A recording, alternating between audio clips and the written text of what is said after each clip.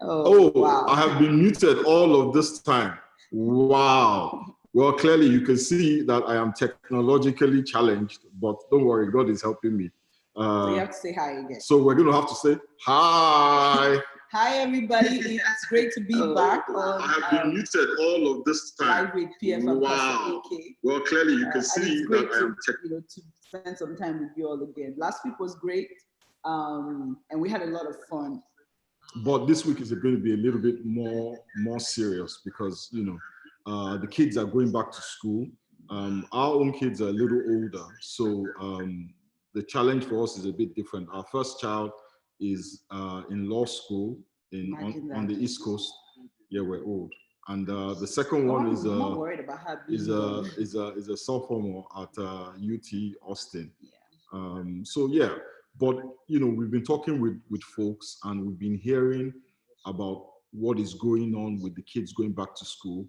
And we are being told that it's very challenging. The pandemic has been going on for about 5-6 months now. I remember it started in March. The lockdown started in March and the kids had to stop school and go virtual. School went virtual. And we all thought it was going to be a short-term thing. Thought it was going to just last, you know, a couple of weeks, and then it became a month, then it became 2 months, and then the kids actually went on vacation from virtual school. And, you know, we were hoping that by the time August rolls back in, and the kids have to go back to school, the virus will be under control, or there will be therapies and vaccines, you know. But it has turned out that that is not the case.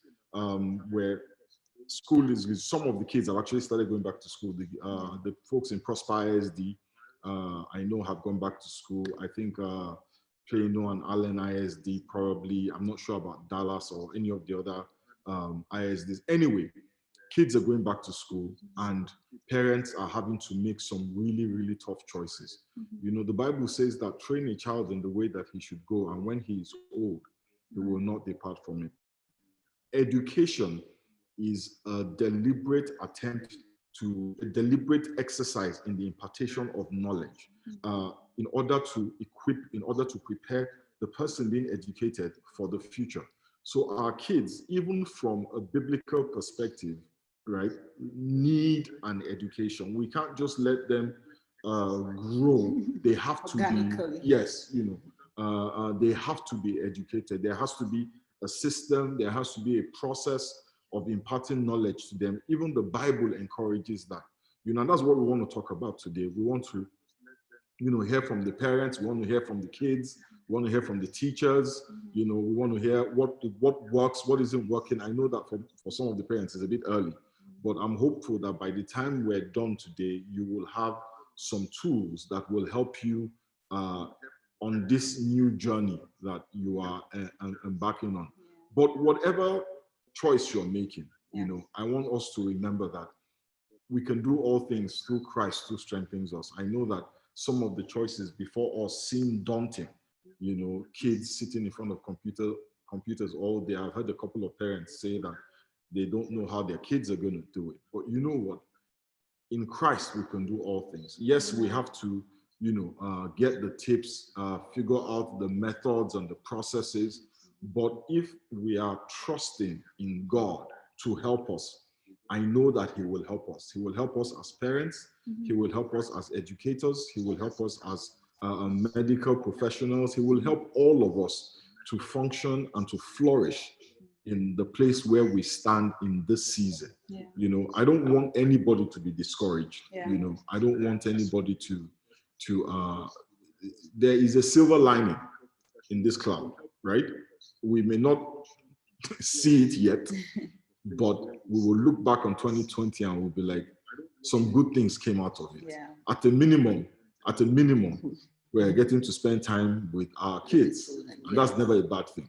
I saw an acronym a while ago for COVID-19, and it says, so it's COVID and then 19, and it says Christ over all viral. Well, I changed mine. I edited it a little bit. So mine says Christ over viral infectious diseases. And that's just a reminder. And then the 19 was Joshua 1:9, which is a scripture that talks about God saying, don't be afraid because I'm with you. I have this, I've got this. And it just kind of reminds me all the time that even in all of this, God is still in control. And somehow the Bible always assures us that He's inside of our challenges, of the trials, of, just the general bewilderness. He's inside of all of that, working it out for our good. So what we're going to try and do today is find those tools. Just how can we help? How can we support each and every one of you, whether you're a teacher, whether you're a kid, whether you are a parent? How can we help each other? How can we support each other? How can we get through this together? What are the things that we need to kind of put in place to help us do this? So relax. You're about to learn something. Yeah. So what we've got a couple of panels. Our first panel is made up of educators, right? I'm going to bring them on, and they will introduce themselves, right? And we'll ask them some questions about what their experience is right now, because everybody is in a different situation. The folks in Dallas ISD, the folks in Prosper ISD, the folks in McKinney. It's just some are home only, some are a hybrid, and some are in-person classes. We've got a pretty assorted panel. So we've got an assistant principal, so some of the decision makers. We've got a third grade teacher, so just a regular classroom teacher. We've got an elementary school teacher, and we've got a medical professional to kind of flesh out, what all of this means. Yeah. Okay, so let's see who we have. We've got Erica. Erica, can you unmute yourself? Erica is our elementary school teacher. We've got Alicia. Alicia is a third grade teacher. And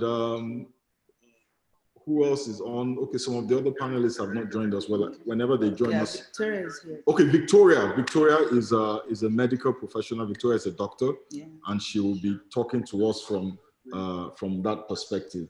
So what we'll do is we'll just talk, chat, and glean what we can glean. So let's start with Alicia. Hi, Alicia. Hi, how are you? How's everybody? Hey, Erica. Hey, dolls. Hi, Alicia. How are you doing? I'm doing well. I'm excellent, doing well. Excellent. So you teach third grade. What school district are you in? I'm actually in a, I guess you would consider like a private school. So mine is still a little different.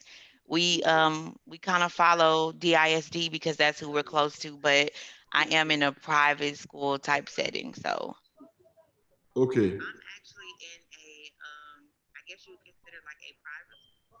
So mine is still a little different. Okay. We kind of follow DISD because that's who we're close to, but I am.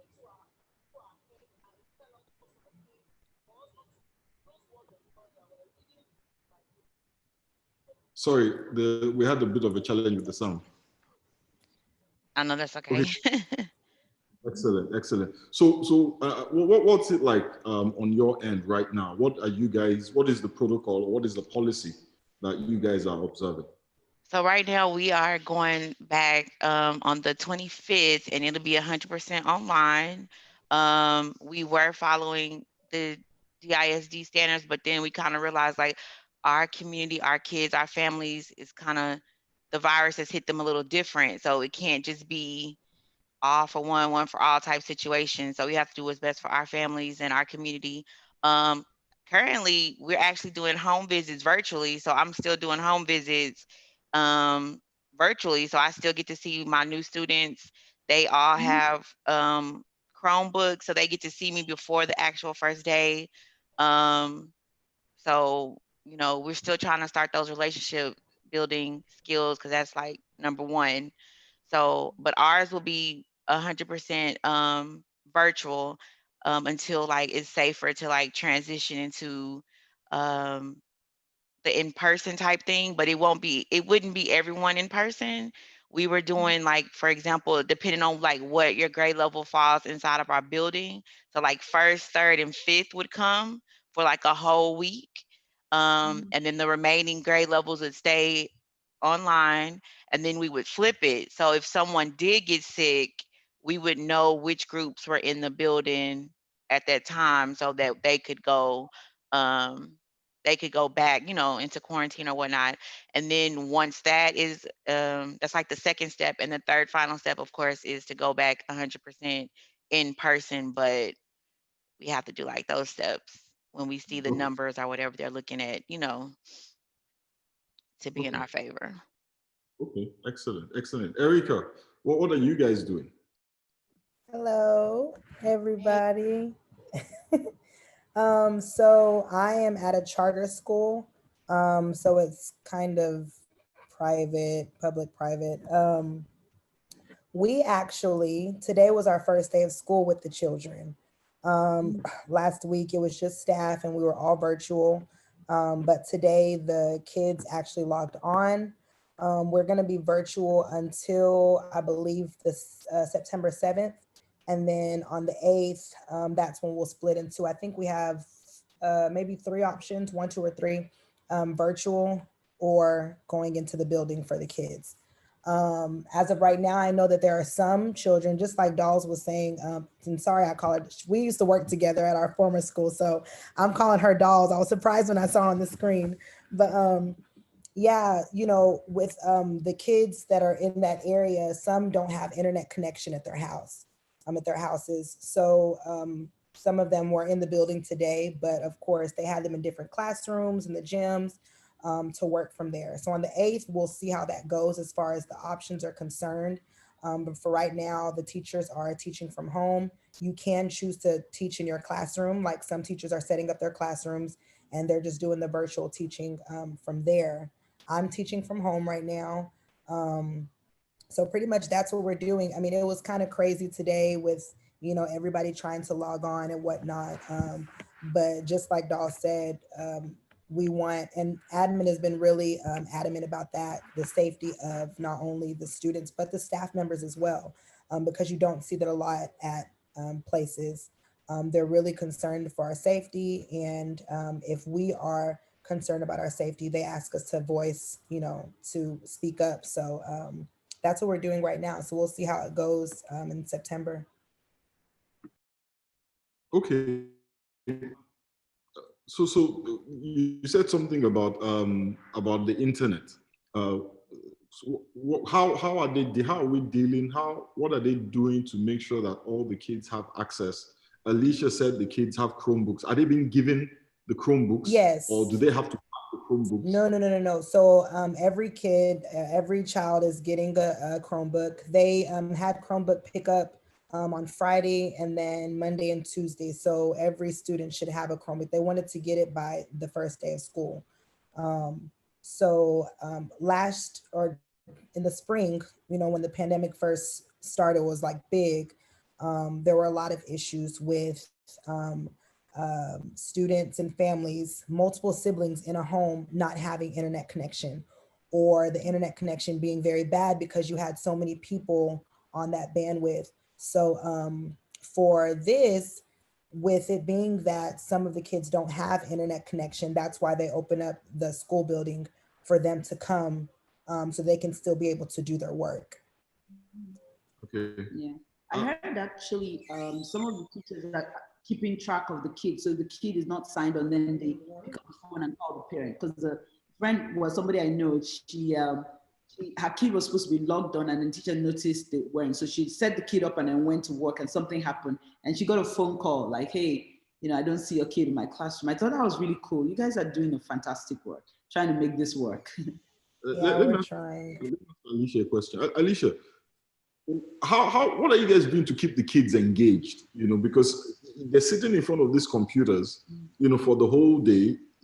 How do you keep them, from not zoning out? So for one, the biggest thing is to have a schedule. And so for me in our school, I have another teacher who is a third grade teacher as well. And so as Erica was saying, when it comes to like internet, we offer hotspots. So every family has hotspots that they can get if you don't have internet. So it's kind of like a no excuse type situation here. And I think now it's kind of planned out better than it was back in March, because we all just was like, go home and like we'll figure it out. But for us, we have a schedule, and it's a mixture of live classes, and it's a mixture of like maybe a recorded um lesson. But like, for example, our day starts at 8:30, and we have like all the kids are on, and you have to be on by 8:30. Gets already spoken about. We have the family meetings online, what the expectations are.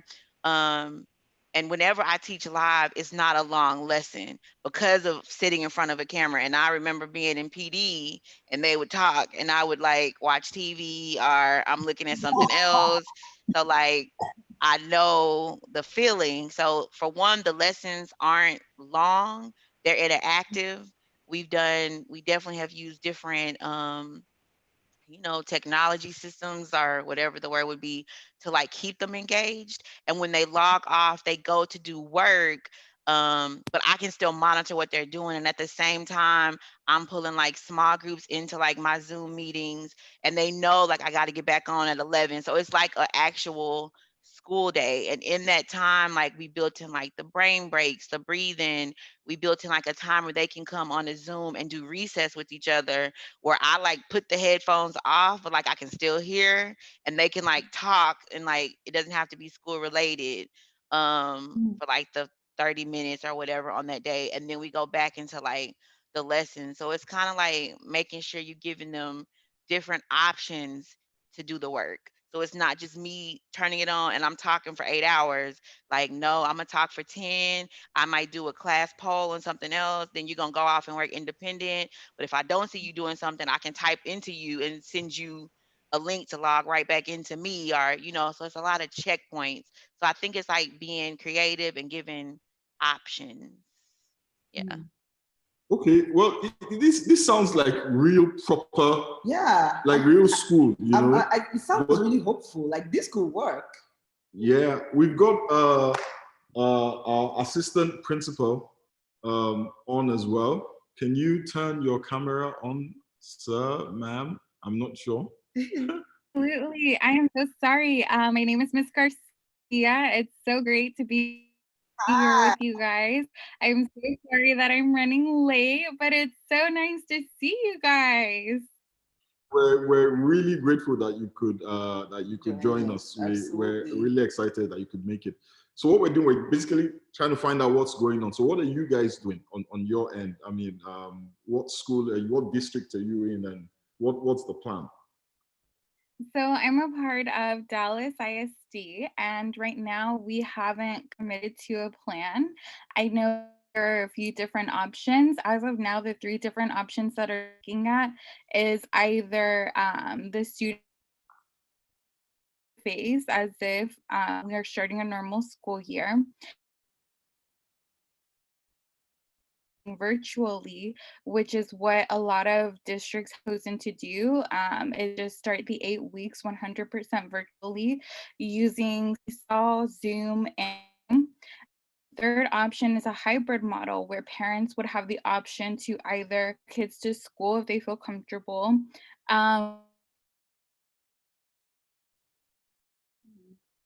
It's frozen. Is it frozen? Yeah, Yeah. We're go with. Sorry, can you hear me? Yes. Yeah, now we can hear you. So in the virtual option, if that's the option that the district chooses to move forward, then parents would have the option to 100% virtually or face-to-face for 9 weeks. And after 9 weeks, you would choose if you would want to continue virtually face-to-face. Okay. So those are the 3 options that we're looking at right now. So for the virtual, are you guys supplying the kids with, the equipment? Are you providing hotspots? What's the plan if, we do go virtual to keep everybody connected? Yes, absolutely. So I know that at the end of last year, the district was really good about providing students in secondary and middle school and high school computer one and a hotspot if they were unable to. During the summer, the district actually purchased additional students. The district, whether you choose to, the entire district will be 1-to-1. So every student receive a technology, a piece of technology, either an Chrome, and if students, they will receive hotspots. Okay. Oh wow! Who's paying for all this? Well, fortunately, I believe that I'm fortunate to receive. I actually talk on it because I don't know if this is true or not. But I know that there were contributors who made generous donations because they saw the need that, we did not have a lot of technology. And so I think that there were a lot of people who were heartwarming to see this. Regardless, we're a district that has a need. It takes a big in order for hearts to be moved. But we're very thankful that, and so that's exciting. I'm glad to hear that. Fantastic. Yeah. Okay. Let's talk with Dr. Victoria. Victoria, so you're hearing all of this stuff. What can the parents do? For the kids who have to go into school for whatever reason, how can we keep the children safe if they have to go in? I like the fact that a lot of resources are being put into and thought into the virtual aspects of it. But when they do have to go in physically, what do we do? Because it's kind of scary. I keep thinking, how are you going to get those kids to keep their masks on? How are you going to get them, to stay apart from each other? Because those kids don't social distance. They share lollipops. Well, the little ones share lollipops, but by the time I think it's the little ones. Okay. No, Sophia is not sharing a lollipop, is she? Okay. Sophia, you share? No, Sophia is not sharing lollipops with anybody.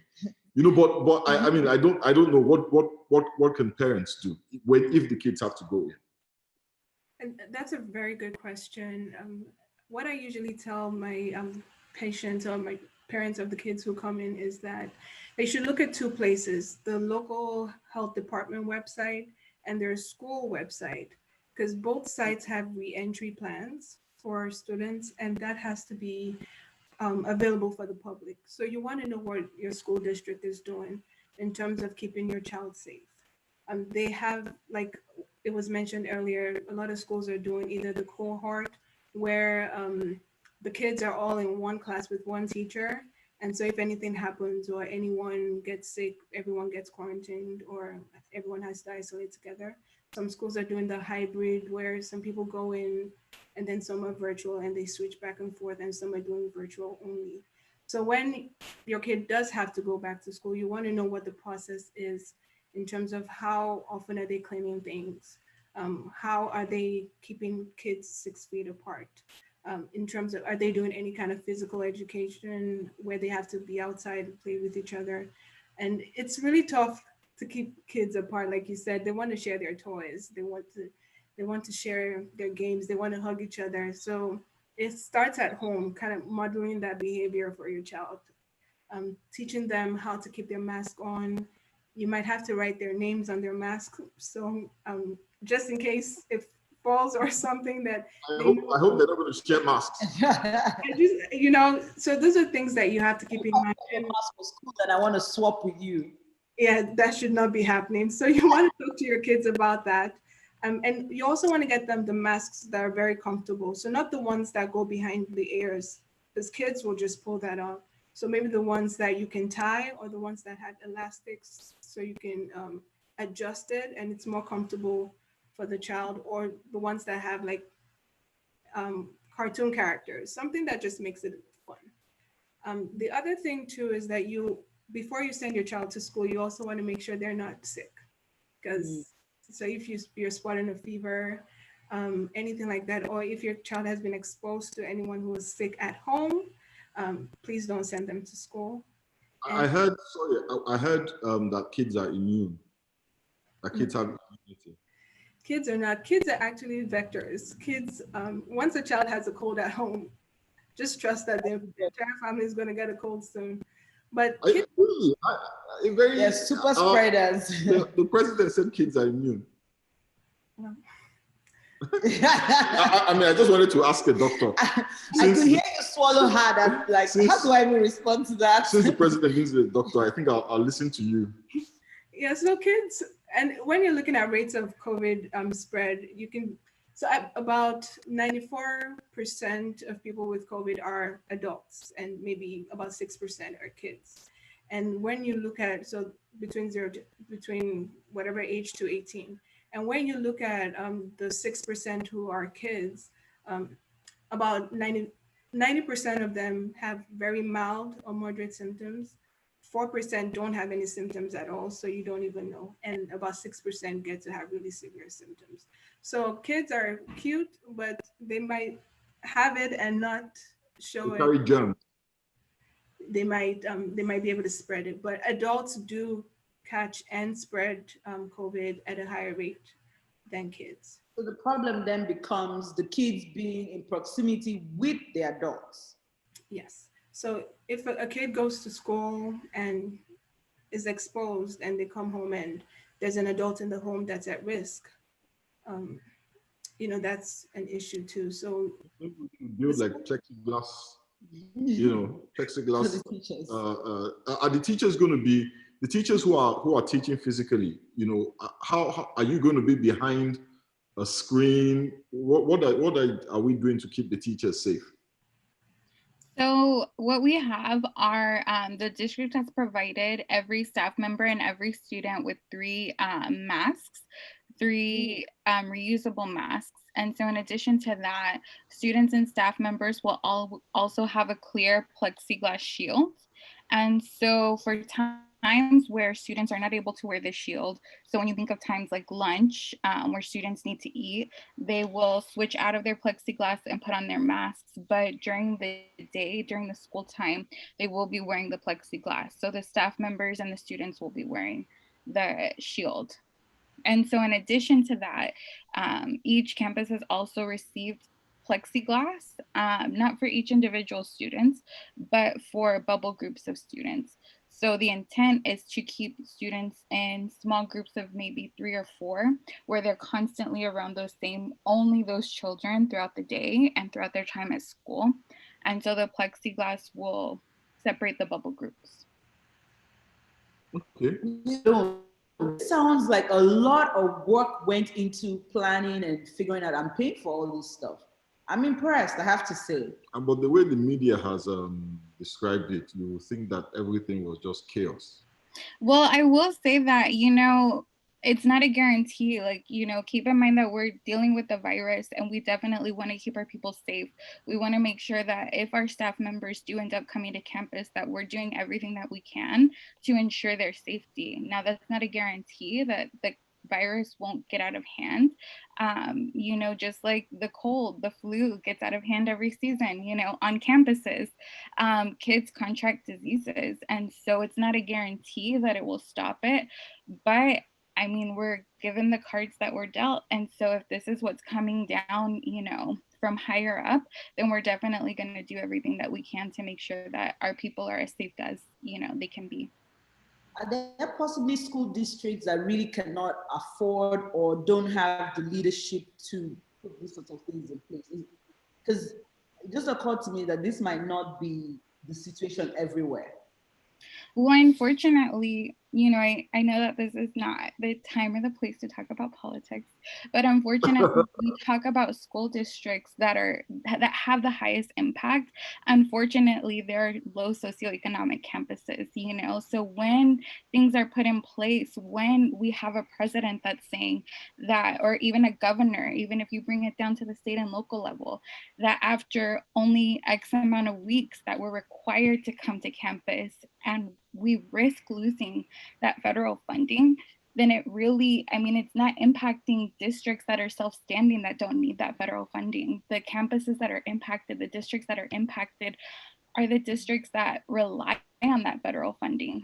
So I'm not sure if there are districts who will be impacted by the policies that are in place, but for right now, I've heard that there are a lot of districts that are taking advantage of the first 8 weeks of school to be 100% virtually, and we'll just go from there. Well, we'll be praying for all of you guys. And for those people watching, if you have any questions, please feel free to ask your questions. And also, please vote. We're not talking about politics, but just vote. Yes. Yeah? Yes, please vote. Clearly, our lives may depend on it. It's really, really important. Well, thank you all so much. Appreciate Alicia, Ms. Garcia, Erica. Yes, thank you so much for talking with us. We truly appreciate it, and we pray that the Lord will keep you safe. Amen. Victoria, we pray that the Lord will keep you safe. You guys are literally on the front line of this thing, and we're praying for you every day that the labor of love that you show to our children, that the Lord will reward you for it, even better than this government can do. Yeah? Thank you very much. Thank you. Appreciate you all. Y'all have a good night. You too. Thank you so much. So we're going to talk to the kids. We want to hear what the kids think. What's going on? Where are the children? Okay, I can see Sophia. I can see I think that's Jaya. I can see Jaya and where's Malachi? Okay, so what's going on, guys? Sophia, what grade are you in? I'm in 3rd grade. You're in 3rd grade. Okay, all right. Jaya, what grade are you in? Jaya, what grade are you in? Can you hear her? You can't hear her? Okay, no, we can't. She has to unmute. Okay, let her take the ear pods off. Yes, I think that's what it is, because we can hear you. Can you hear me? Yes, we can hear you. So what grade are you in? What's happening? We can hear you. They can hear me. We can hear you. We can hear you. Oh, they say you can hear me. All right. Okay. Okay, we can see somebody's fingers. All right. I'm in 5th grade. You're in 5th grade. Okay, good. What grade is Malachi in?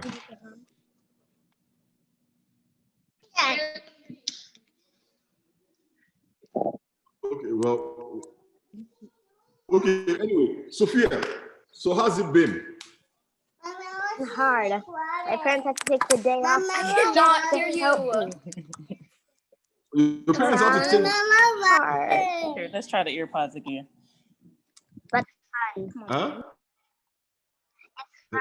When did school start for you? But long and hard. Aww. It was long and hard. So what was it like sitting in front of that computer? What was it like sitting in front of the computer, baby?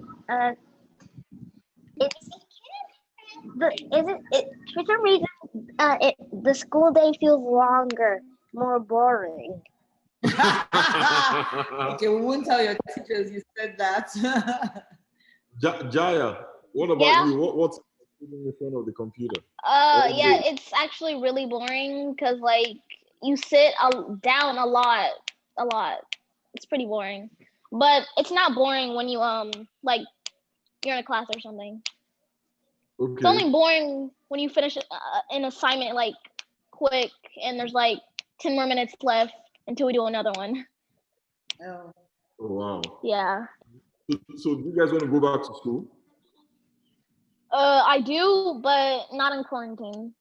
Okay. What about you, Sophia? Are you ready to go back? No, I want to stay home forever.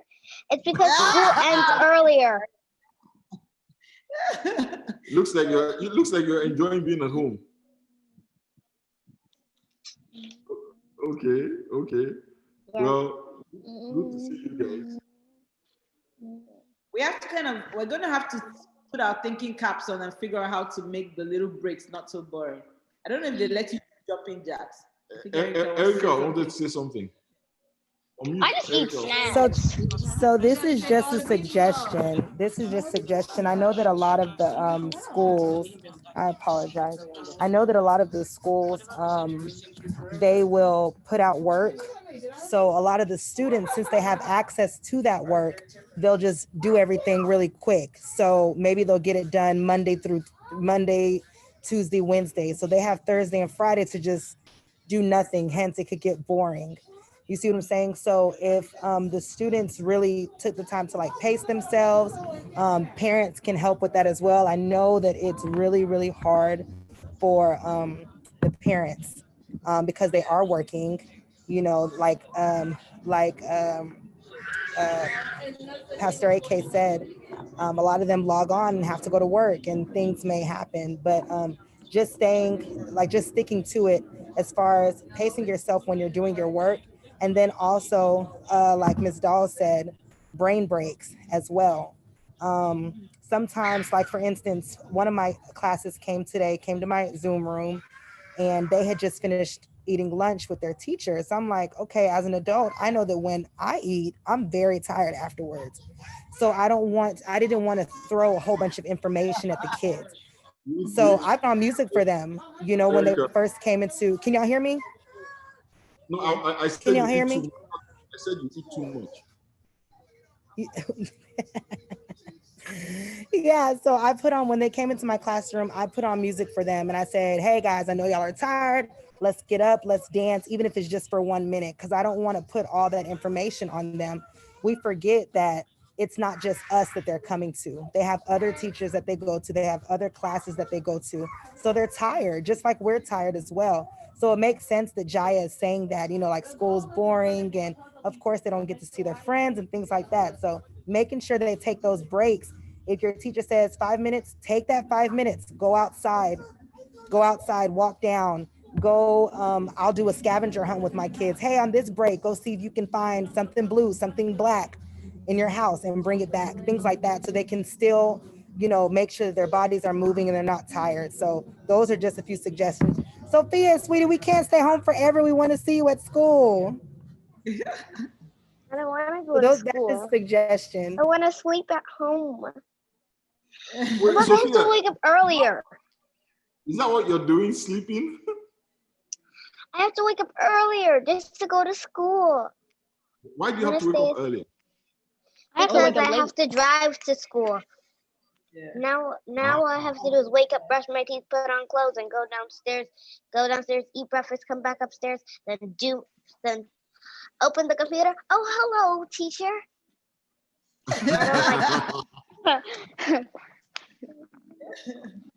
Jaya. So basically, you want to cut out the commute. Yes. Okay, Jaya. So, Jaya, what about this do you enjoy? What about this virtual school? What about this do I enjoy? So we actually go to PE.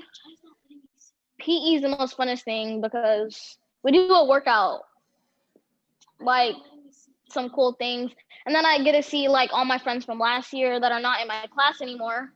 So that's pretty fun. PE is the most fun thing. Yeah. Okay. Sophia, what's the most fun thing for you? School ending earlier. Sophia, wait, Dami, who does Sophia take after, you or mom? Me. Yeah. Well, I think she's getting a little carried away because school is ending earlier because it's just the first week of school. And so they're finishing probably 5 minutes earlier than normal. But as they get into the routine and the grind of it next week, it'll adjust. Oh, wow. Okay, well, thank you so much, guys, for talking with us. I'm glad you're enjoying it. I'm glad. I'm sorry you're bored, but See, so everybody has a perspective, a different experience. Yep. All right. Somebody's asking a question of the teachers. What are some of the rules that you guys have for the kids doing this virtual school? Erica, maybe you can help us. Yes. As far as in the Zoom group chat or the Zoom classrooms? As far as in this, well, since for the virtual learning, just like for me, I don't want to. So first off, I'm teaching at a new school this year. So I have like over 800 kids because I see the whole elementary school.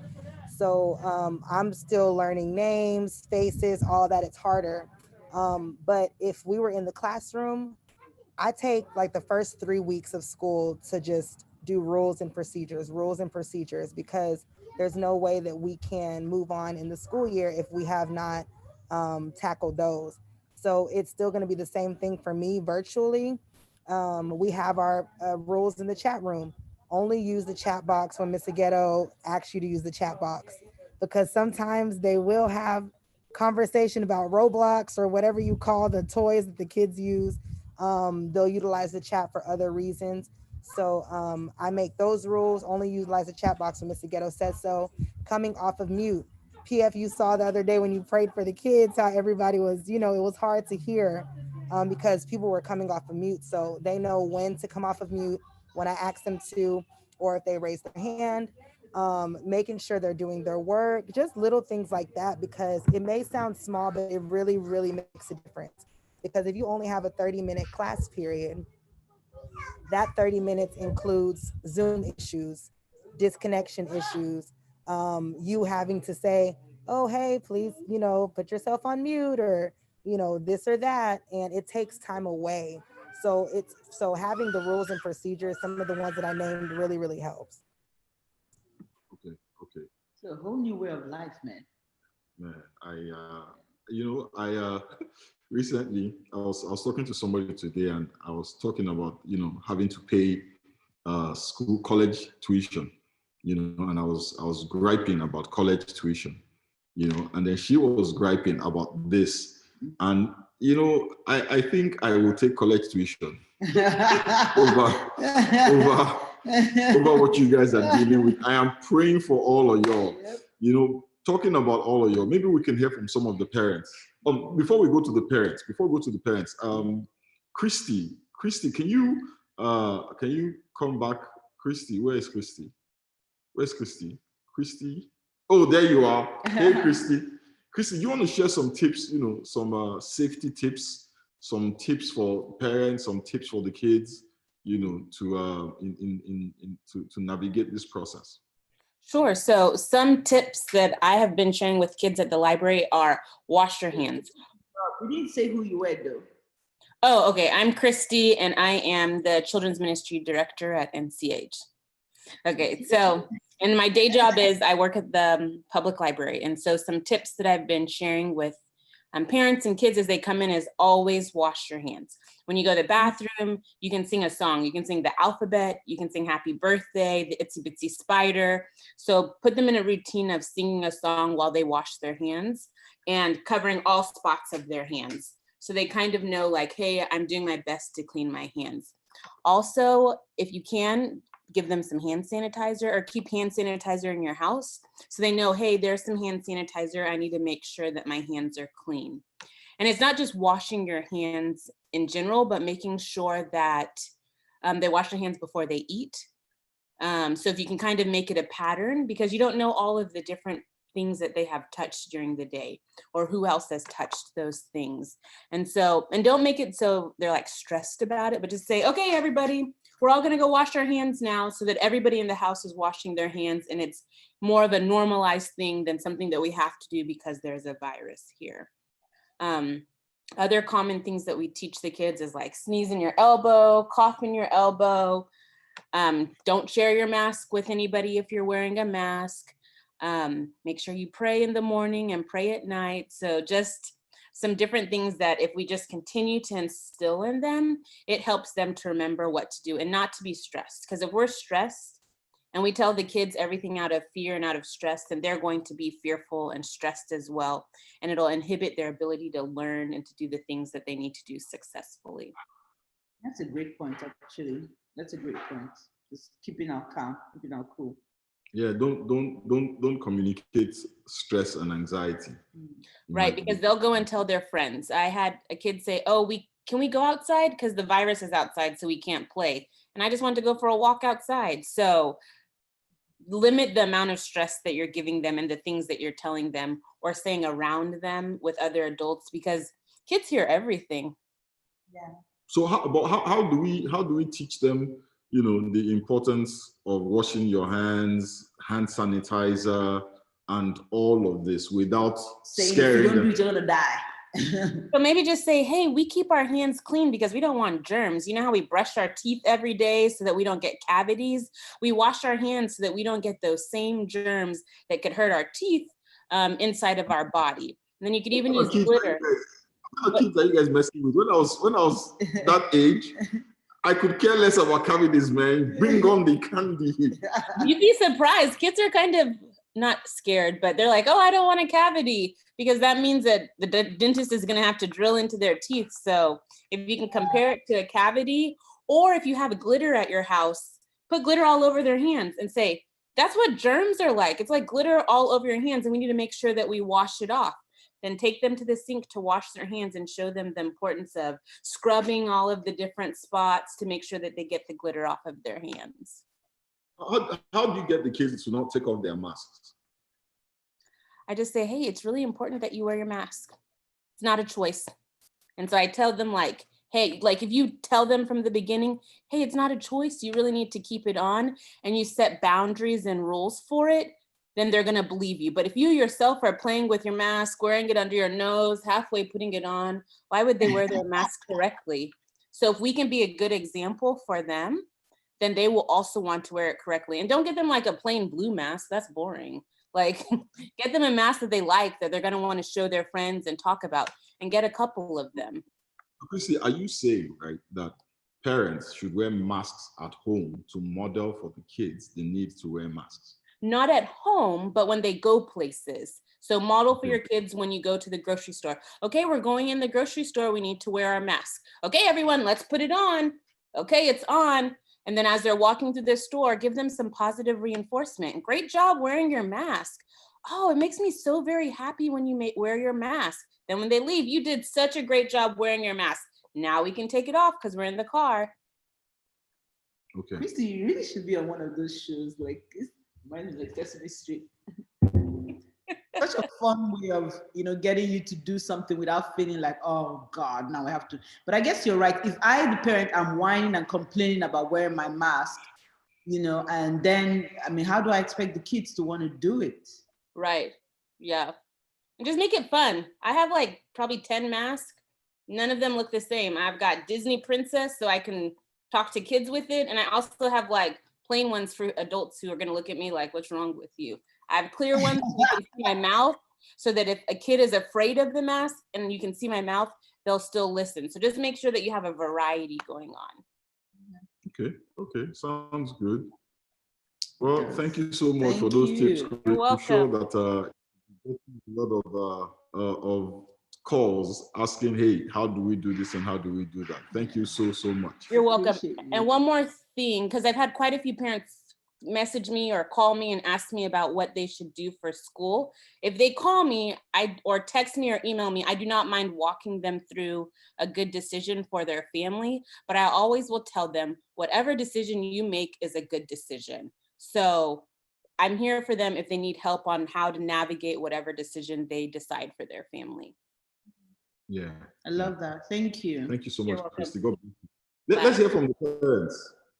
You know, how are you guys coping with this? Lauren, Bimbo, and Yinka. In fact, Dami Akibola is here. He can, Dami, if you can unmute yourself, you can jump in and tell us how you're coping, because I know you and your wife are working in that same house. Yeah, so kind of maybe give us a us what your setup is and how old your kids are, how many they are, and you know. Yeah, we'll start with Lauren since she got on first.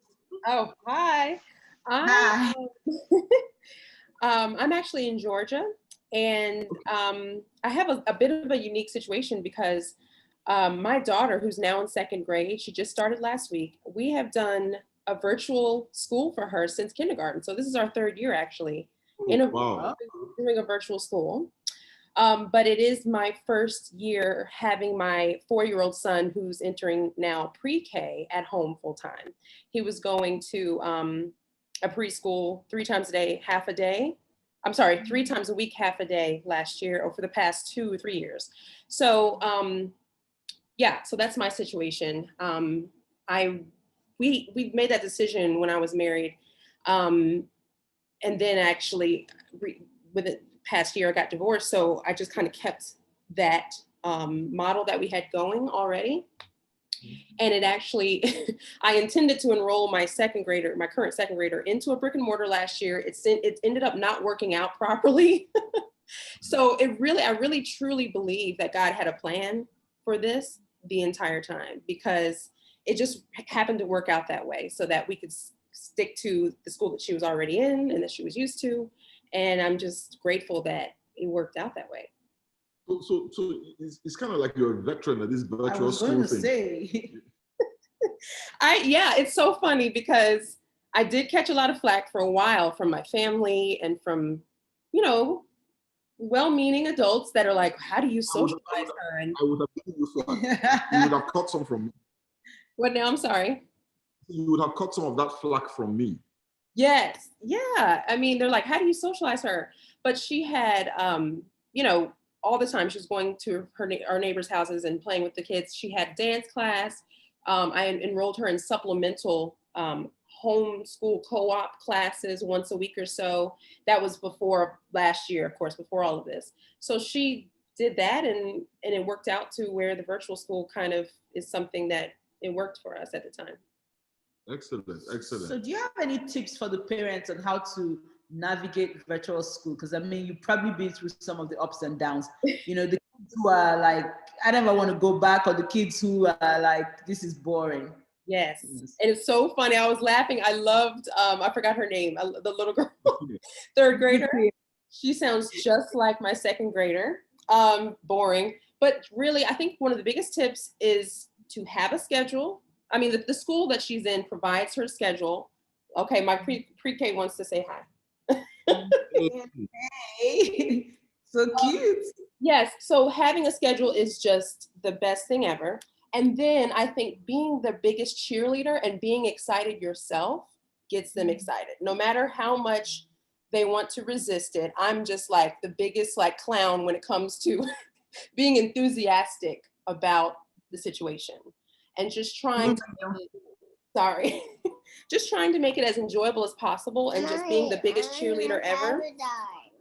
That has really helped in our household. Excellent. How's it been for you? Yes, go ahead. I'm sorry, say it one more time. No, I was asking Minka. Okay, can you hear me? Yeah, we can hear you. Alrighty. It's definitely better. So I would say there's been 2 phases of homeschooling. So homeschool before they took their spring break, and then all of a sudden they couldn't go back to school. That was very scary. That was, I work in the medical field, so I have a lot of patients that have anxiety, and I felt so anxious during that period because I didn't know what to do. My kids have never been virtual. Even me personally as an adult, I know I never wanted to take online classes when I was in college. So it just wasn't my thing. But now phase 2, my kids have started yesterday and everything was so much better. I think I was expecting how it was back then, and now it's so much easier because their teachers are actually teaching them. I think phase 1 was I'm teaching them, I'm reading with them, I'm helping them do their work. Now they actually have their teacher saying, hey, you know, get on, I don't see your face, where are you, like all day. So they're supervised and they've got it on lock. And then also I have a 6th grader, a 5th grader, and then a 3-year-old. So my 3-year-old was driving me crazy because he was home all the time, no daycare. But now we got him back because he had kind of lost that whole schedule. And when you have a 3-year-old that's not on a good schedule, it wasn't good. And then I work. I never got to stop working because I'm in the health field. So like I said, phase one was scary. I would go to work every day just upset that my kids were home. I didn't get breaks from my kids. It was just 24/7 kids. And my husband helped out. So it worked out, but it was tough that first phase. Phase two has been amazing for day one. And I'm happy that we got through phase one without any anxiety or been to the hospital or anything like that. Yeah. Okay, Bimbo, what's happening? How are your kids dealing with this? They start next Wednesday, but I've been very anxious. The first phase, like Yinka said, scared me. I was always very stressed out with work. And then my son would be like, Mommy, help me. Don't put me last. Let's do my schoolwork at 12 in the afternoon. So like that made me feel bad as a mom because my son was saying like I was not putting him first. But we have to work. So it was very, very stressful. And I've been very anxious about what the phase two will also bring. But with what Yinka has said and what everybody has said, I think that has really helped my anxiety because I was always very stressed out. Work is getting like way busy because my company develops a app to measure the COVID. So they're having more work. And then being a wife, being a mom, being a teacher to 2 kids. So I have a 3-year-old that's been home since March, 5-year-old, and a 8-year-old. It's been very stressful. I'm just like, I would like them to go to school, but because of COVID, they can't. So it's been very difficult for me, but I'm hoping for something good to happen next week when they go back to school. Okay. Right. What school district are they? Frisco ISD is where the charter school that my son, my kids will be going. Okay. Yeah. Stay on the show. There are a couple of people that we're bringing on further down in the show. And one of the things that we're talking about is, some things that the parents can do to kind of help each other out. So you might get some ideas too from that. And I do really, really, really, really need that because I'm super stressed out. I'm just stressed out. I've been not depressed, but I've been going for walks in the morning. I'm like, I must not be stressed out so that my kids won't catch the stress from me. But things have been sounding pretty okay with what Yinka shared in the Ladies Alive Moms and Thoughts. So okay, excellent. Love that. Pastor Dami, how are you doing? I know that you and your wife are working from home. The kids are schooling at home. How is that going? Yes. Well, credit goes to my wife. She's done a masterful job of just kind of setting the kids up for success. She bought desks, bought chairs. Is she holding a gun to your head? Can we see? No, no. You see, I'm setting it up for lunch tomorrow. That's why. But on the real though, she's done a masterful job. She set up all the desks and everything. She set up the clock for the kids. She set up a schedule. She put it up in front of their desk. So my kids are a little bit older. I have an 11-year-old who's in 6th grade, and I have an 8-year-old that's in 3rd grade, Sophia. And so they're a little bit older. They are kind of they're ups and downs. They like the fact that they don't have to get up early because normally you have to drive to school. So they're getting up a little bit later, 7 o'clock. So they're happy about that. And the fact that they get to be independent, they're not really asking as much questions as they did initially when COVID started.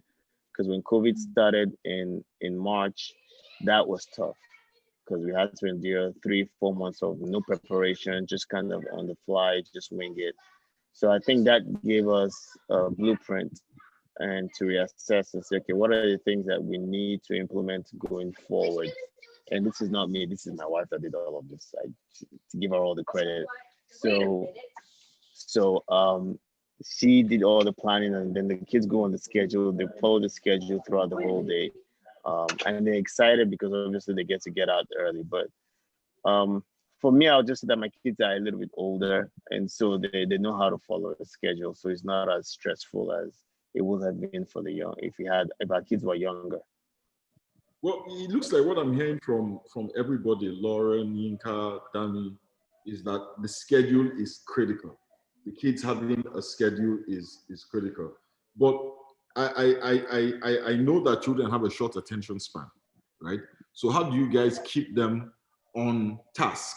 You know, because when they're in school and there are other kids, there are little things that take their minds, kind of distracts them off the task, and you know, does not make it monotonous. How do you guys deal with that? Anybody? My kids, they come downstairs for snacks frequently, and so that in itself is already getting their blood flowing. For recess to go outside and play, so they're happy there. And then we have this Alexa Echo thing that it kind of program their schedule, where if it's time for math, Alexa will go off at a specific time, 11:45, and say, Sophia, it's time for math.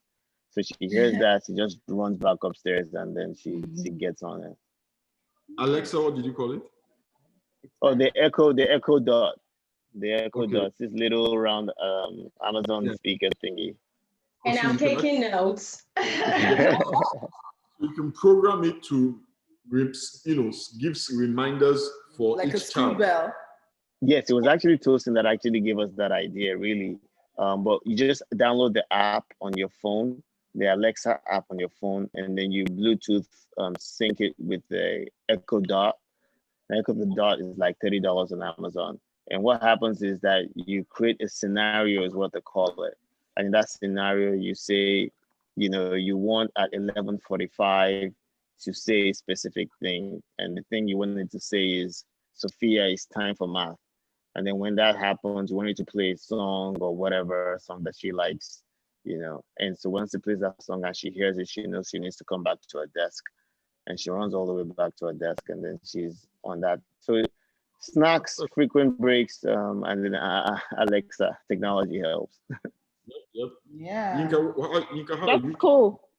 I like Dami's idea about the Echo. I was cheap and I went to Dollar Tree and got them little timers. So whenever they have like a little break, they can leave and go get a snack, like he said, come downstairs. But I actually have my kids separated.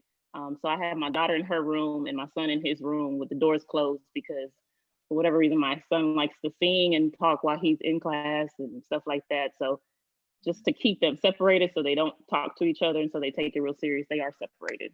And they'll just step out for breaks and stuff like that with the timers. So they don't forget to go back. You leave me in a room by myself, right? My room by myself, there's a bed, my bed. Do you dress the kids up? Like, do they get dressed like they're going to school? Yes, they have dress code. They have dress code, and their teacher's watching them the whole time. So if they log out and they're supposed to be listening to the teacher will call them out. She's already called my son out yesterday. Hey, Malachi, where are you? I don't see your face. Oh, wow. I have some schools that wear They have uniforms, yeah, at my son's school, and they have to wear the uniforms when school starts, so. I'm sure the kids find that very redundant. That would make me happy though, to just get them dressed up in their uniforms in the morning so that they feel like they're going to school. And with all the things I've heard, I think life would be much easier the second time. I was gonna say, What are you doing? I was gonna say that I agree with everyone about the timer. You know, I think that's something my second grader feels like she's responsible for. And then she doesn't have a dress code for her. Well, she has to be dressed, but one of her things that she loves to do is pick out her own clothes. So I make that an event in the morning. So she picks out a dress every morning. That's fun for her. And then I was going to say that with her school, they provided the Chromebook, and they also gave an option for them to wear the headsets with the microphone, which has for her helped her to focus. Since she's a little older now in second grade, of course, I'll be sitting there looking over her shoulder, making sure she's on task, but that really has helped her drown out, of course, all the sound around her and really focus. And one more thing I was gonna say, this year, I've incorporated some chores, some light chores for both of them, and really made it exciting. Like, oh, now you're older, you get to do this chore. And then we wrote it down. So that helps That's a scam. You scam them. They're like Christy. Yeah, she's like, I'm like, Christian, you're old enough to sweep the floor now? Oh my goodness. You know, it helps between her breaks because of the way that her school is structured. And they only have a 45-minute block for the classes. In between those classes, they do the snacks and everything. And we try to stick to a very stringent schedule, which helps so much.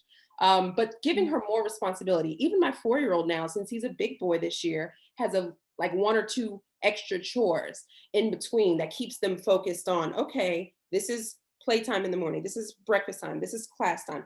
Now we're going to do a little bit of chores before we go outside. So that really, to me, this year has helped tremendously and just making everything exciting because they're older now.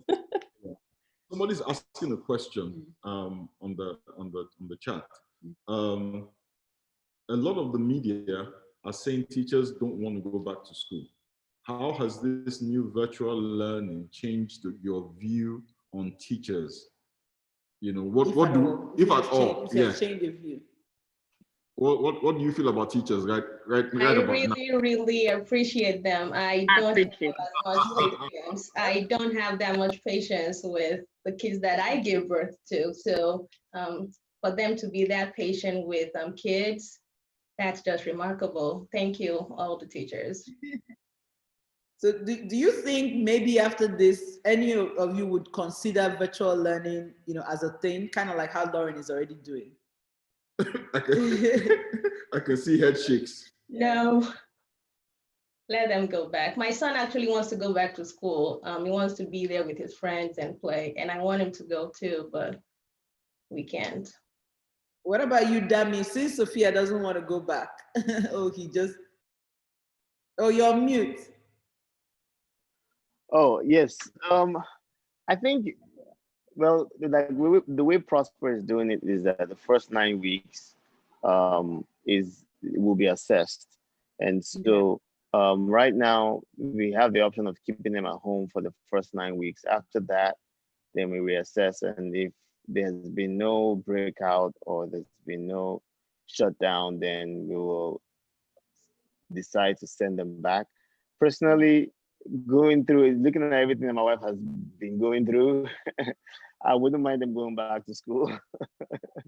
I guess for my own selfish reasons, really. And also because I think for Noah, who is in 6th grade, it's his first year in middle school. And you know, middle school is very hard. So I was really hoping that he'll get to make friends. But what I came to find out was that 2/3 of their school elected for their kids, 2/3 of the population are in school, and 1/3 was kept home. I was surprised too. And so he won't get to make friends for the first 9 weeks. And I'm just kind of worried about him making friends. And so that's the only concern that I have. But we will reassess again in 9 weeks and see if everything. 75% of the kids went back. Yeah. It's scary. What are they doing? Well, I guess we heard from Ms. Garcia about all the things they're doing to keep things. I think the great thing though, Lauren, is just hearing from you makes me feel like at least that's an option at some point. If there was ever a reason for it, you know, at least that's an option. I wonder now if my kids were younger, if it's something I may have tried out. Because the good thing is you can always go back to brick and mortar school at any point, right? Right. You know, Right. You know, to explore that, knowing that that was an option. Somebody wants to know what's a homeschool class.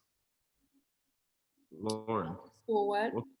A home school, is it coupe or coupe? I don't. Oh, a co-op. Oh, co-op. Oh, gotcha. Okay. The person who asked the question, grammatic. Yes, so a homeschool co-op is literally short for cooperative, which is a small group of homeschool families that just get together. And the one that we were a part of was actually facilitated out of a church, one of our local churches. And they would actually provide like a space just for the kids to meet and do art class together, or just do lunch together, or just do PE together. But that was actually, it was a supplement to her school that she's enrolled in, because her school that she's enrolled in is strictly just virtual. I mean, they do field trips and everything, but I just made the choice when it was appropriate to have her go to these supplemental meetups, I guess is what it would kind of be equated to. You know, this is a good segue to have Kindred come on and we were talking, and there was this brilliant idea. Hi, Kendra. That we would like to have share with us. Yeah, so similar, it's kind of an iteration of Lauren, what you were saying. Obviously, as a parent, I have a, well, soon to be 3-year-old, but she's not yet in school. She's not yet school age, but still, I think during this time as parents, we've kind of had conversations with any and everyone, just like, what are you doing to survive this? Like, what ideas do you have? So in one of those conversations, I was speaking with one of my colleagues, and she has twin boys and also a daughter my age. And she told me about what she's doing, which is engaging in learning pods. And it just kind of blew my mind. It's just a great idea. And I'm sure people may have seen them, and they're kind of gaining traction. But in seeing what Sophia and Jaya were saying about, you know, they're bored and, and just kind of wanting to have that interaction, learning pods for those who are amenable to it seems like a great idea. So essentially what it is, it's just a small group of kids, like maybe 3 to 5, within the same neighborhood, probably with the same type of curriculum. So same age group, they might go to the same elementary school as an example. And they're forming that small group within that neighborhood, and then they're furthering their education. So some parents are kind of being instrumental in leading that, but also some of these learning pods are hiring an outside instructor to teach the kids. And the good thing about it, because I know a lot of parents, myself included, since we've been in the trenches since March, there's kind of like a rotation schedule. So whatever works with that learning pod. So let's say that there are 4 kids and I'm one of the parents, I might have the 3 other kids in my home for 1 week, but then I'd have 3 weeks off, and they'd rotate between different homes. And if those parents have kind of pulled the resources and hired an instructor to kind of come in, I know there are a good amount of teachers. One of my friends has made the tough decision to step away. She's a teacher in Mansfield District. And for personal reasons, she's decided to stop teaching because of the pandemic this year. But there are a lot of teachers open to kind of contracting with these smaller learning pods to be the instructor. And I did a little bit of digging, and in Austin, there's a learning pod that's gaining traction with a lot of university students. And it's like you pay them $25 to $50 an hour, and that's the instructor for your kids. So anyway, yeah, I just wanted to share that just because I think especially, you know, as a community, our church came to mind, given that we already have these fusion groups set up. So it's already kind of like these set up kind of pod groups based on your geographic region, where you can maybe, if once again you're amenable to it, pull your resources and allow your kids to still have that social interaction, really engaged, kind of, you know, even if it's not fully virtual, and if they're still doing their virtual curriculum, have a dedicated adult there to reinforce that education. So yeah, basically wanted to share that. I thought it was a good idea. I know a lot of us are just thinking for ideas. Yeah. Great idea, because I know that, you know, we have some families who live close to each other, right?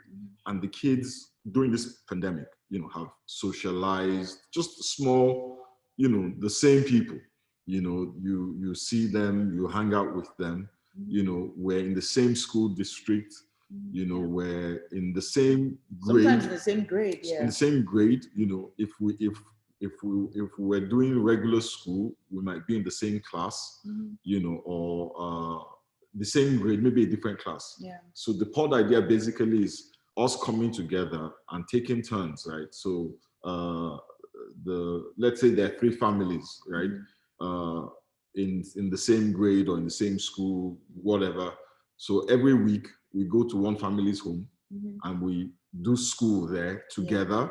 And because the teachers are actually the ones who are running class, you don't have to worry about that level of close supervision, because each teacher is monitoring the kid anyway that they're supposed to. You know, kind of how you said Malachi's teacher was like, oh, Malachi, where are you? I don't see your face. Right, but then So it's not boring because you are in class with your... It's like a pretend very tiny class. And you know, the lovely thing about it too is the kids have that, that sense of isolation is a little bit reduced, you know, and the parents get a breather, where for, you said like 2-3 weeks at a time, you're all over at this person's house. And, you know, I get a few minutes where I can work from home or whatever, or work in. And then it also really works for people who are, because I know some of my friends whose offices are doing a kind of rotation thing where you don't come into work every day, but you come in several days. So if I have to go into work, say this week, then my kids are at Yinka's house that week. That just works so very well. I don't have to worry about daycare. And then if you let the teachers know that my kids are at this house, kind of give the teachers an idea of the rotation, then the teachers too can help you with, you know, keeping it all together, knowing this week I'm going to have, you know, say Bimbo's kids and Yinka's kids, they're going to be in the same house. I kind of need to, you know, keep an eye. I've got these 2 kids, you know, in the same class or whatever, from the same home, exactly like you would do if they were siblings or twins or something. That's a really good idea, you know. So anybody watching, if you want to explore that, if you have any more questions, you know, about that, reach out. We'll be glad to help you. Yeah, with the connections. So we have so many, you know, when we're trying to put this together, one of the things we really were trying to focus on was how can we help? You know, we know this is a difficult choice. We know we understand the fears, even though my kids are college age, but, you know, I'm still kind of like worrying and praying and, you know, reminding them, even with their friends, social distance, washing your hands, being careful. I mean, it's even a little bit scarier in some cases because they're young adults. So they don't have they're under the 96% or 90% of adults who do get sick and get very sick. But I realize that when we support each other, when we come together and bring ideas of how can we make this work, it just takes away at least a lot of the fear and the anxiety. Yes, like Bimbo said, and we can, I mean, this is the hand that we've been dealt. What can we do? How can we do this? So we've had some really fab ideas. I love the idea of the co-op. It kind of reminds me of when we were little. This was, we lived in Nigeria then, and we used to have after school lessons. And the parents would actually do a bit of a co-op. So, you know, all the little kids in this neighborhood, we would gather at some person's house and the parents would hire a tutor. You know, and sometimes it was like in a classroom after school, and you had like after school lessons. So it's pretty much, some of these things are evolved versions of stuff that was going on. I mean, I was in elementary school 40 good years ago. Before technology. Yeah, well, I mean, but well, yeah. Thank you all so much for your time. Thank you for sharing with us, Lauren, all the way from Georgia. We're so glad you could make it. We really, truly appreciate the wisdom you have shared with us. Bimbo, Dami, Yinka, Kendra, thank you all so much. Christy, Ms. Garcia, we are so grateful that you guys could come on and share, you know, from your life with us. God will bless you and reward you abundantly. Amen. Thank you. Thank you. So we want to quickly have a good night. Have a great night. We want to quickly run through some of the things going on in the church. We've got Keisha and Shags, Pastor Shags on. They're going to talk to us a little bit about the campus fellowship, the ministry we have on the college campuses. Go. So what's going on the campuses? Talk to me. Talk to us. Pastor Shags, I think you're on mute. Yeah, you are on mute. Yes. Can you hear me now? Yes. The whole right. Verizon. Okay. So yeah. Okay, so on the campus fellowship side, Lakeisha is the real boss. She runs the show. I only show up. So basically, we've been in the last couple of months, we've been getting together with folks on campus across, you know, various colleges, and this pandemic has given us an opportunity to connect regardless of location. And it's been quite interesting just, talking about some interesting topics. We've talked about, character building, and majorly, it's all about, we drilled on everything we're trying to do in the campus fellowship to, building community and having conversations. And it's through conversations that we're able to rub minds, talk about ideas, talk about people's experiences, talk about people's knowledge, and we're all able to funnel everything down through the Word of God, and it becomes something that, we can learn from one another and at the same time substantiate it on the Word of God. And so we've been doing things like that. And very recently, we've been talking about social awareness and civic responsibilities. We had a discussion the last time we met. And so what we try to do is on tomorrow, we're calling out to all college folks. So if you're in college, we're reaching out to you tomorrow. Join us it's a Zoom conversation, and you can link up through the church app. You're able to sign in that way. We're trying to drill it down to, looking at some of the things we discussed in the last discussion and funneling it down and making it more practical. And we're going to look at the Bible character as well. We're trying to put the spiritual with the secular. And we're trying to look at a Bible character who lived through some of the injustices, if you will, and who lived through, as a matter of fact, let me give a sneak peek of what we're talking about tomorrow. We're talking about Daniel. Daniel was one of those guys who was a Hebrew boy, and he made it through some kind of slavery to the new world, as it were, very akin to, the Black community as we know it in current America. And, he made that transition, but something distinguished this young man, and he had a social responsibility, regardless of the fact that he was, quote unquote, a slave or an exile, as it were. And so we're trying to learn from this guy, looking through a couple of chapters and verses in scripture and learning how we can marry that in today's context and glean something from that on how we can stay true to who we are, our background, our origin, and at the same time, honor God and still make an impact. So in a nutshell, this is what we're all about. We're so excited, as you can tell. I am super excited about this. Looking forward to a conversation to really land that thing in my spirit tomorrow in the discussion. And we're also trying to build a community of people who pray. I'm challenging people who join us tomorrow, come with a prayer request. Honestly, I have a conviction from God. Every prayer that comes tomorrow will be answered. So if you are in college or if you just want to hang out with us, feel free. And whether you're an undergrad or postgraduate or whatever it is, you're welcome. And so it's all about just discussion, faith, interaction, and also prayers tomorrow. The question I was about to ask that. Yeah. I was actually about to ask Lakeisha that. Okay, so who are the folks who should be here? Who are the people? Who's your catchment area? Campus fellowship. Who is it for? If you're in college, whether it's undergrad or graduate school, please join us. We can all learn from each other. I currently work on a college campus, so I can give you insight. I am a professor. So, Professor Lakeisha. This is so cool. Hopefully, we'll be able to build a community where they're comfortable asking for guidance or, helping each other, and we pray together and we talk about God together. But if you are in college, whether it's online or if you're setting foot on campus, please join us. Right. And it doesn't matter what college, you can be anywhere in the United States. In the world, actually. Anywhere in the world. Yes. Anywhere in the world. Welcome you. Yes. So what platforms? I just want to kind of, get you to give them a bit more information. So where are you meeting? What time? And how often do you meet?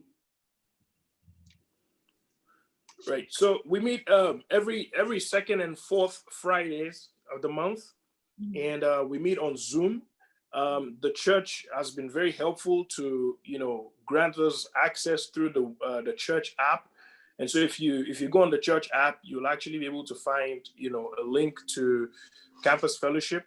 and it will, once you click on it, it will take you straight to the Zoom link for the conversation. It's a Zoom conversation. So if that doesn't work, please feel free to send an email to campusministry at newchdallas.com.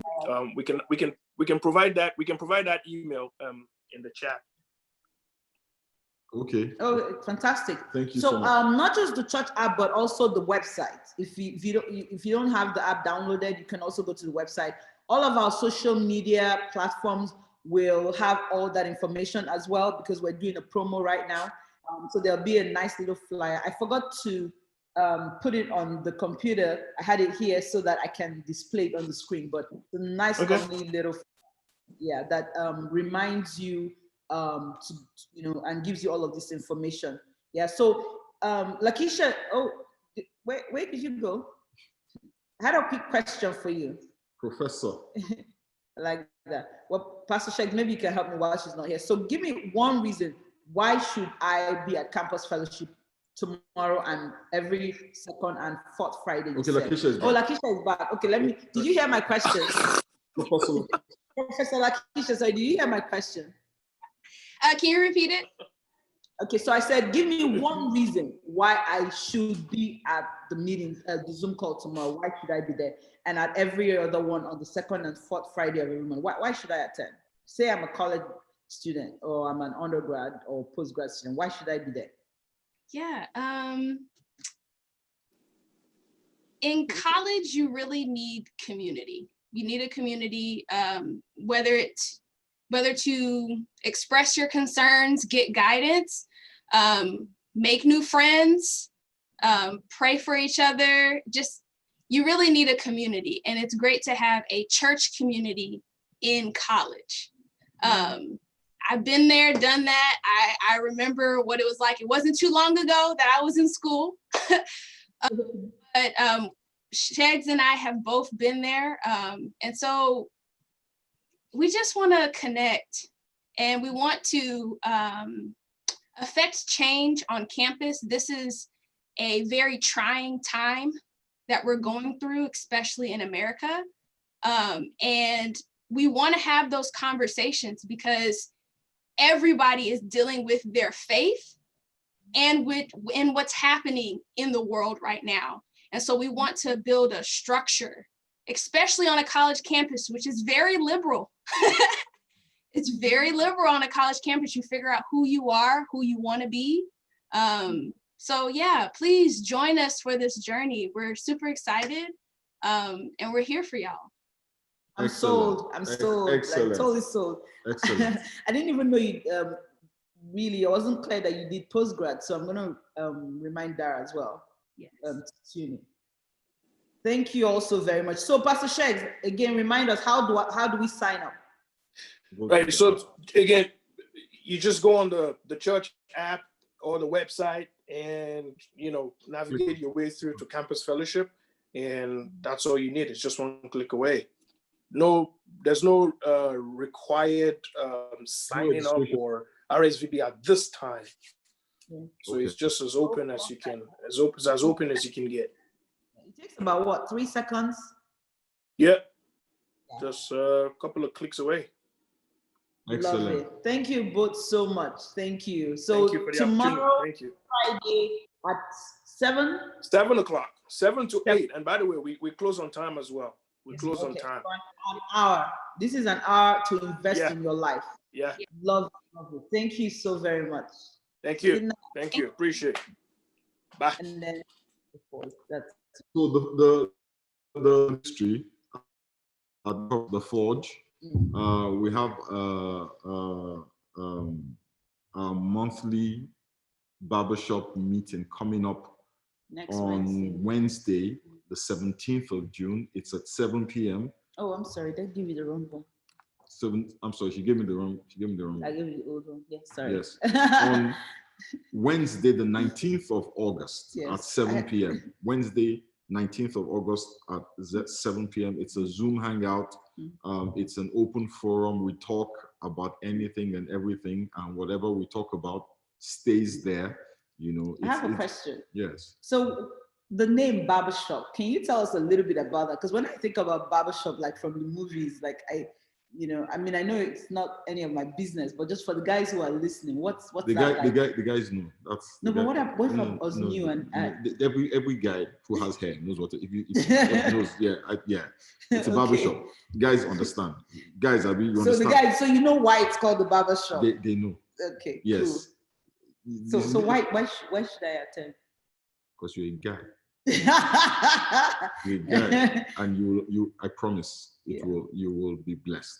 And when I say blessed, I don't mean blessed, in that cliche. Just you will live with a tangible and substantial knowledge that you can actually walk, that can actually transform your life. Yeah. I promise you that. Yeah. So please join us Wednesday, August 19th. So men only. Somebody is trying to remind me. Men only. Yeah, absolutely. Just the men only. Yes, just so that we're clear, it's a barbershop, not a beauty salon. What if I have like short hair and I need the barber to my hair? No, somebody said only guys with hair. No, it's okay. Even if you don't have hair, just the memory of when you had hair, gives you the fact that you had hair once upon a time gives you access. Yeah. But seriously, guys, don't miss this. It's a like we said earlier, doing life alone, not the plan. Doing life with a community, absolutely essential.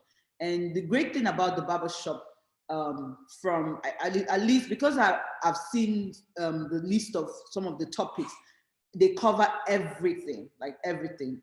Spirit, soul, and body. So practical stuff. She's talking. She's saying this from an intellectual perspective. She's never been there. So no. I didn't say I was there. I just want to be clear that I'm over lively. I get the report of what topics you guys are doing. She knows it from a purely intellectual, not PF experiential. is so serious about me not knowing anything about barbershop. Like, it's almost like I need to move out of the house temporarily when he's on their Zoom call. Like, he literally on the chat, I have to stay like locked in one room. On the chat, somebody they're talking about whether if you have hair, you need hair to somebody said hairlines are optional.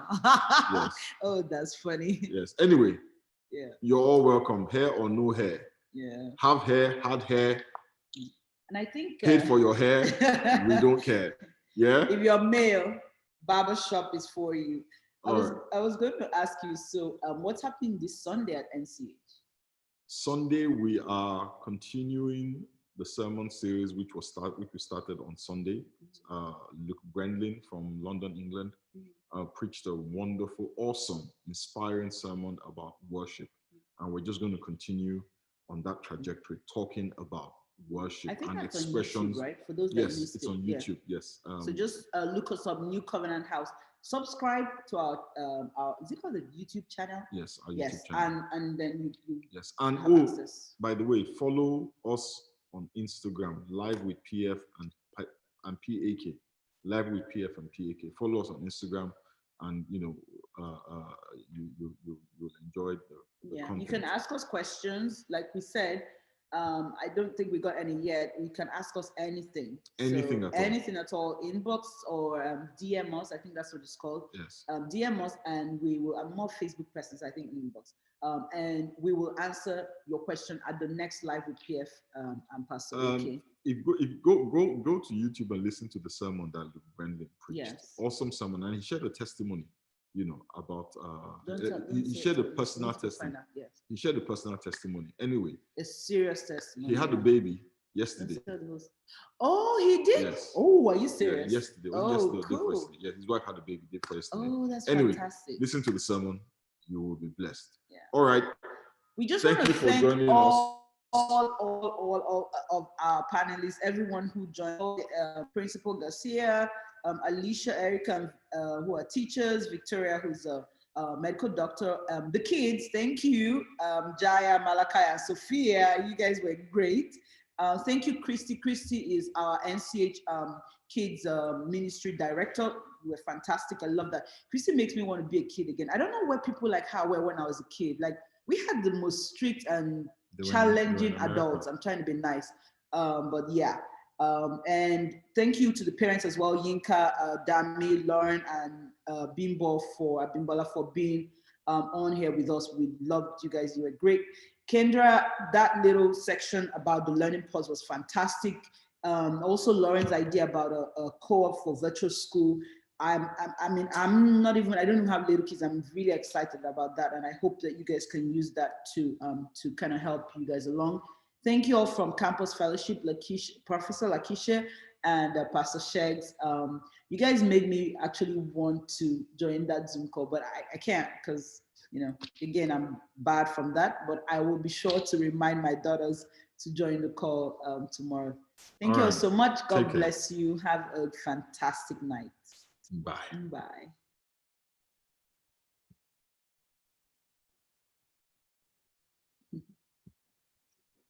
The lag is a little bit better, but it's still a little bit.